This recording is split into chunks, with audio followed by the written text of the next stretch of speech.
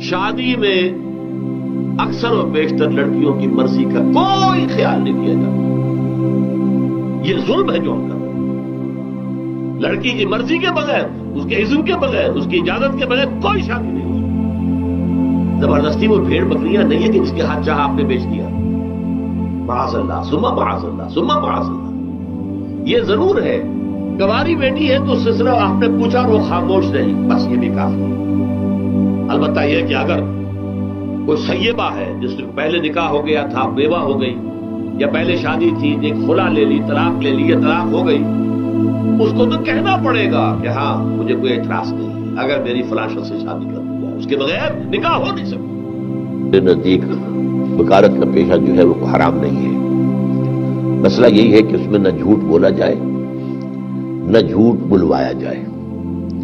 کہا یہ جاتا ہے کہ جب تک کوئی جھوٹ شامل نہ کیا جائے کوئی سچ بھی کورٹ میں ثابت نہیں ہو سکتا. اب یہ ہمارا اس وقت کا جو پورا معاشرہ ہے اس کے اندر جو خرابیاں پھیلی ہوئی ہیں، کوئی سچا آپ مقدمہ سچی بات کریں گے تو وہ نہیں بنے گا جب تک کہ آپ اس میں کچھ نہ کچھ جھوٹ شامل نہ کریں. تو وہی آپ نے کہا ہے کہ ایک جھوٹا ایفیڈیوٹ یہ وہ میرے خلاف ہے، یہ تو اس میں تو آپ نے خود ہی جواب دے دیا کہ ان کاموں میں تو پھر ملوث نہیں ہونا چاہیے.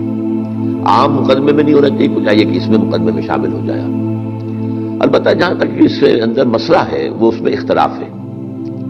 ہمارے ہاں ایک رائے یہ ہے کہ ولی کی اجازت کے بغیر نکاح ہوتا ہی نہیں. ولی باپ ہے یا بھائی ہے، بڑا بھائی ہے، اگر باپ فوت ہو چکا ہے تو ولی کی اجازت کے بغیر نکاح نہیں ہوتا. یہ ایک موقف ہے اور ہمارے ہاں اہل حدیث اس کے اوپر بہت مضبوطی کے ساتھ قائم ہے، کچھ حنفی بھی ہیں.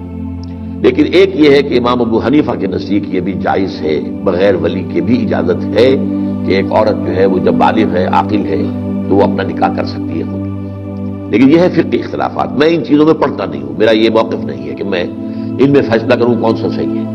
لیکن یہ بات صحیح ہے کہ اب فرض کیجئے کہ ایک عورت ہے اور اس کا نکاح قرآن سے کر دیا گیا ہے، اس قدر بڑا ظلم اس پر ہو رہا ہے، وہ اگر جاتی ہے کہیں باہر جا کر کورٹ میرج کرتی ہے تو میں تو سمجھتا ہوں کہ اس کو برا نہیں کہہ سکتے آپ، اس لیے کہ اس پر اتنا بڑا ظلم کیا گیا.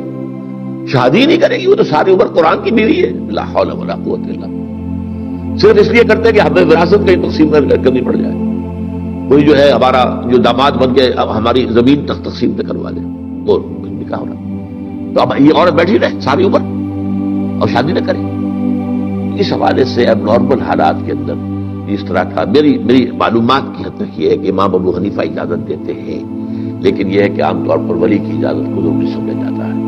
اس میں بھی میں پھر کوئی بحیثیت مفتی کو رائے نہیں دے رہا ہوں، لیکن میں نے مثلا ایک مثال آپ کے سامنے رکھ دی ہے. اس کا کیا حل ہے؟